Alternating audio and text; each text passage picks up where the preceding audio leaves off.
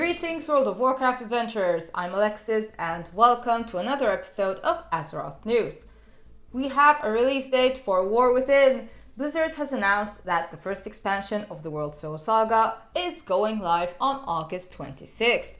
Early access begins on August 22nd and Season 1 starts on September 10th. With the announcement dates, the big question is when will the pre-patch arrive and how long it will run. Also, Mists of Pandaria Remix ends on August 19th, just a week before the War Within launch date. Those who put in the extra bucks and pre-purchased the elite version of War Within have been able to access the War Within beta. The schedule for raid testing has been released, starting from yesterday, June 13th, until Friday, July 12th, giving players the opportunity to test out raid bosses on normal, heroic, and LFR. Players are also able to test out the new Mythic Plus dungeon rotation in the War Within beta, with 4 new affixes being added, which are Reckless, Thorned, Attuned, and Focused. The tooltips indicate whether these affixes apply to creatures with or without mana, and also these affixes will not affect every creature. This means that the current +4 and +7 affixes will be retired from the current rotation. As previously reported, the PvP category is being removed from the Great Vault in War Within. As part of this change, Blizzard is increasing the amount of Conquest points players can earn each week, increasing the rate at which it is earned. This category is being replaced by rewards earned from doing world activities. A new Show Silhouette when Obstructed option has been introduced in the War Within launch build, and it may be a huge game changer. Ever been raiding and have an encounter decoration frustratingly block your entire vision of your character? This new option has been added to provide additional visibility.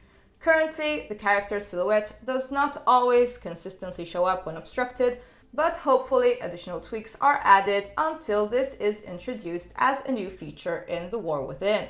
Another interesting update, the Dragon Glyphs introduced in Dragonflight are returning in the War Within as Skyriding Glyphs, having a different appearance from the ones in the Dragon Isles.